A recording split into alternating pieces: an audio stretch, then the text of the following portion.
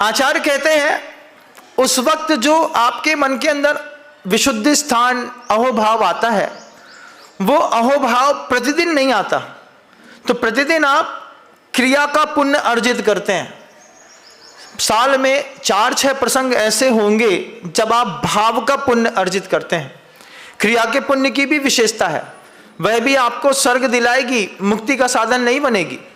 लेकिन जो भावों से संचित पुण्य है, जैसे कॉम्प्लिकेशन घर में आने के बाद आपकी प्रार्थना है, आपकी शुगर के साथ प्रार्थना है, हार्ट के पेशेंट हैं, सुबह डॉक्टर 4 किलोमीटर घूमने के लिए बोल देगा तो आप 4 किलोमीटर घूम लेंगे, गार्डन में घूम लेंगे, हरी घास के ऊपर घूम लेंगे। लेकिन कभी आप ऐसा संकल्प नहीं करते कि इस 4 किलोमीटर में घूमने में मैं मंदिर को भी शामिल कर लेता हूं। एडवांटेज आपने कभी मंदिर का नहीं निकाला, कभी आपने अपने साथ खुद न्याय नहीं किया। आपको प्रत्येक समय जगाने वाली एक माँ चाहिए, एक गुरु होता है, उसका प्रवचन सुनते हैं। जैसे छोटे से बच्चे को माँ उठा रही है, बेटा 7:30 बज गए, अच्छा नहा लो, अभी नहीं नहाना, नहा लो बेटा नहा लो। अब माँ उसको नहलाएगी, धुलाएगी, शर्ट पैंट पहनाएगी, उसके बाल ऊँचेगी, टीका चंदन लगाएगी, उसका बैग लगाएगी, टिफिन लगाएगी। ऐसी तुमको एक माँ चाहिए। तुम बताओ महाराज क्या क्या करने हैं, जैसा जैसा बोलोगे वैसा वैसा कर देंगे। अपनी मर्जी से क्या करोगे? अपनी मर्जी से तो 18 टेम्परेचर का AC है महाराज। फिर आपके चक्कर में हम सुबह सो के उठ जाएंगे, जंगल करा देंगे, आपको आहार करा देंगे। अपनी मर्जी से क्या करेंगे? अपनी मर्जी से कुछ नहीं करेंगे। आप मुझे बताइए, जितने दिन मुनि संघ आपके गांव के अंदर रहता है, उतने दिन आप मुनि संघ को आहार देने के बाद शेष भोजन कर लेते हैं शुद्ध। कई बार अच्छा लगता होगा, कई बार अच्छा नहीं लगता होगा। वृद्धों को अच्छा लगता होगा, कई बार बच्चों को बहुत अच्छा लगता है। वृद्ध तो बड़े कमजोर निकले, हमारी छोड़ी हुई दाल को वो प्याज में फ्राई करके बाद में खाते हैं। वृद्धों की बड़ी विचित्र आदत है। चौके की दाल है, 16 वाली, बिल्कुल शुद्ध, छने पानी, कुएं के पानी के प्रासुक जल से बनाई। अब जैसे ही चाचा पिताजी को परसी तो बेगा बोलते हैं, जा हमसे ना खब है, घी ही घी दिख रहा है मैं। तो क्या करें, क्या करें? पत्नी इतने में समझ जाती है, तुम न मानो, बोले तुम भी न मानो।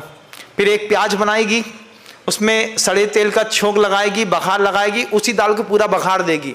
फिर तुम भले पूरी चट्ट कर जाओ, लेकिन सीधा सिंपल ना खा पाओगे, अपने आप से परेशानी है।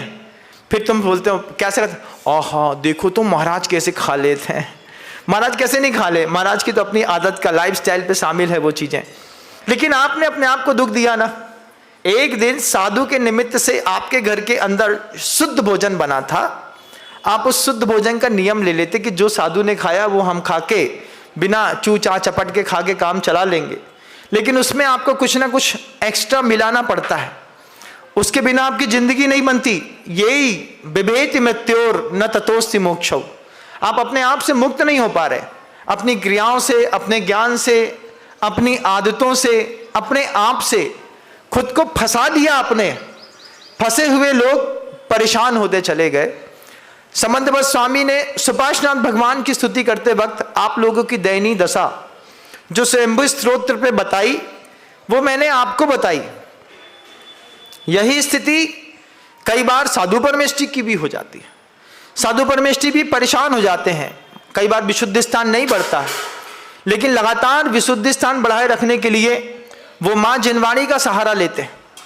आज 2.5-3 महीने साथ में रहने के बाद आप में से बहुत सारे लोग इस बात का संकल्प कर सकते हैं कि आने वाले चातुर्मास में 4 महीने हम अष्टमी चतुर्दशी शुद्ध भोजन का नियम ले लेते हैं।